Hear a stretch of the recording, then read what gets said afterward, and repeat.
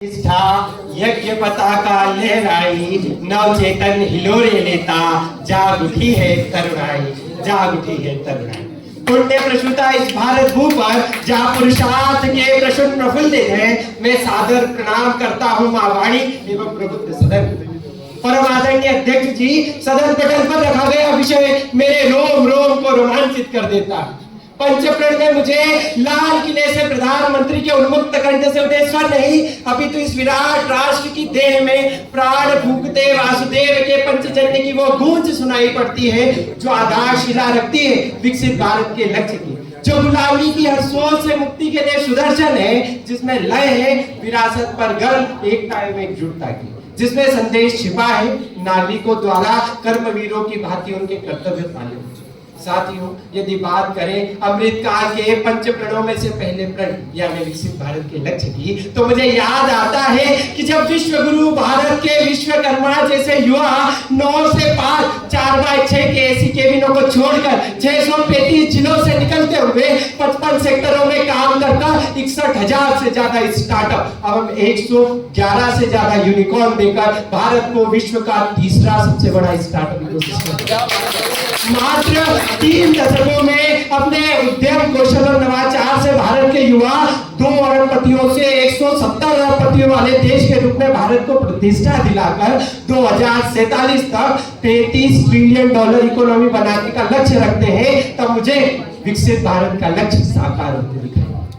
परंतु साथियों, विकसित भारत के लक्ष्य की हमारी अवधारणा अर्थव्यवस्था के ऊंचे आंकड़ों तक सीमित नहीं। असल मायनों में तो हम विकसित तब होंगे जब हम human development index, world hunger index में अपनी स्थिति बेहतर करें, जब सबका पेट भरने वाला अन्नदाता किसान खुद अपने परिवार के साथ भूखा नहीं सोएगा और पेट की आग रोटी के लिए किसी को बदल बेचने पर मजबूर नहीं करेगी, जब काढ़े से लेकर कोविड की वैक्सीन बनाने वाली 70% महिला वैज्ञानिकों को सम्मान और सुरक्षा मिलेगा, तब हम असल मायनों में विकसित।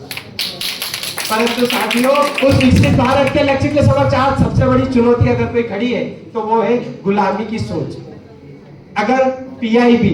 संसद की स्थायी समिति, नीति आयोग और कानून मंत्रालय की रिपोर्टों की माने तो अंग्रेजों द्वारा शोषण करते 2000 कानून लगभग हम रिपील कर चुके हैं। नई शिक्षा नीति से नए भारत की नींव भी रखी जा चुकी है, परंतु ये पर्याप्त नहीं। पहले इस्तेमाल करें फिर विश्वास करें जैसी लिविंग प्रथा और सास बहू सीरियल की यह देन है कि जिस भारत भू पर मां मैया ने अपने सतीत्व से त्रिदेवों तक को अपने वात्सल्य के पालने में पाला हो, वह आज हमारे परिवार रूपी उपवन के फूल झूलाघरों में पलते हैं, और जिन वृक्षों की छत्र छाया में हमें सोना चाहिए था, वह देश के 7,000 से ज्यादा वृद्धाश्रमों की सीलन भरी छत के नीचे रो रहे। तब हमें इस भारतीय समाज की सबसे बड़ी ताकत संयुक्त परिवार के संरक्षण के लिए इस औपनिवेशिक मानसिकता से लड़ना होगा, जिसका केवल और केवल एकमात्र सूत्र है कि हमें अपनी विरासत पर करना। कच्ची उम्र में कच्चा बादाम पर कमरबट्टा तिरील पर नहीं, अभी तो रियलिटी की 9 शास्त्रीय नृत्य शैलियों एवं दर्जनों लोक नृत्य वाली समृद्ध विरासत पर हमें गर्व होना चाहिए। हमें अपने खान पान, पहनावे, परंपरा और रीति रिवाजों, संस्कारों वाली सतरंगी सांस्कृतिक विरासत पर गर्व होना चाहिए। हमें विश्व को शून्य गिनती, ज्यामिति, अर्थशास्त्र, आयुर्विज्ञान देने वाली सिंधु घाटी सभ्यता, हड़प्पा, नालंदा और तक्षशिला वाली ऐतिहासिक विरासत पर गर्व। क्या बात है भाई। चैत्र की तपती धूप में घोड़े पर गधे की तरह टाई लगाकर बैठने वाली नहीं, पगड़ी और साफे पर कलगी मोर सजाने वाली पारंपरिक विरासत पर हमें गर्व होना चाहिए। बहुत अच्छा। जहाँ माताओं ने अपनी कोख उजाड़कर इस धरती की गोद भरी हो, हमें उस शौर्यमयी विरासत पर गर्व होना चाहिए जो हमें भारतीयता, एकता एवं एकजुटता के सूत्र में बांधती है। कश्मीर से लेकर कन्याकुमारी तक, अटक से लेकर कटक तक, जब कलकल करती नदियां वसुधा की तृष्णा मिटाती, अपना मायका छोड़ अनंत सागर की गहराई में समा जाती है। जहाँ रसखान के भजनों पर नंदलाल थिरकते हो, जहाँ बुल्ले शाह की कव्वालियों पर अली झूम उठे, जहाँ राधा रानी की चुनरी कोई सलमा बेगम से थी हो, जहाँ भौगोलिक, सांस्कृतिक, सांप्रदायिक, आध्यात्मिक रूप से इस भारत की एकता एवं एकजुटता का जीवंत चित्रण दिखाई पड़ता हो, जहाँ पुण्य श्लोका लोक माता देवी अहिल्याबाई होलकर जी ने इस भूखंड पर खंड खंड भारत को अखंड बनाने का संकल्प लिया हो, वह पीड़ा होती है जब लोकतंत्र के मंदिर में खड़े होकर कोई भारत माता की हत्या की बात करता है, और तथाकथित बुद्धिजीवी वर्ग नारे लगातार भारत तेरे टुकड़े होंगे, तब मुझे लगता है कि हम स्वतंत्रता के केवल तंत्र को जानते हैं। हमें उस स्वतंत्रता के पुनः प्राप्त करने की जरूरत है। इसलिए इस विरासत पर गर्व, विकसित भारत के लक्ष्य के साथ हमारा एक कर्तव्य भी होना चाहिए कि हम उस स्व की ओर पुनः लौटे। वह स्व कौन सा? वह स्व जहाँ शिवाजी का स्वराज बसता है, वह स्व जहाँ स्वदेश है, वह स्व जहाँ सावरकर, सरदार पटेल, भगत सिंह, सुखदेव, सुभाष के सपनों का भारत है, वह स्व जहाँ लय में लोग है, वह स्व जहाँ सर्वाइवल ऑफ फिटेस्ट का जंगल राज नहीं, अपितु आत्मोद्धार से अंत्योदय और बापू के सर्वोदय का सिद्धांत है।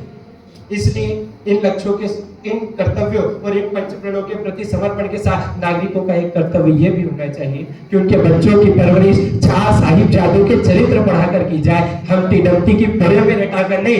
ताकि वो विवेकानंद से विवेकी बने, ताकि वे चाणक्य से चतुर बने, ताकि उनमें नीलांचला नर्मदा के तट पर आध्यात्मिक डंका बजाते आदिगुरु शंकराचार्य सा तेज हो, ताकि वे रणबांकुरे महाराणा बनकर सरहदों पर अपना भुजबल दिखा सके, वीडियो गेम और मोबाइल की स्क्रीनों पर अपनी उंगलियों की चपलता या अटखेलियां नहीं। इसलिए आज इस वर्तमान के सदन में मैं भविष्य के भारत के लिए इतिहास से वह कर्तव्यपूर्ण संदेश लेकर आया हूँ, जहाँ गांव की कच्ची पगडंडी पर मां रास्ता देख रही है आधुनिकता की आंधी में गुम अपने उस बेटे का, जिसने तीज त्योहारों तक पर अब गाँव आना छोड़ दिया।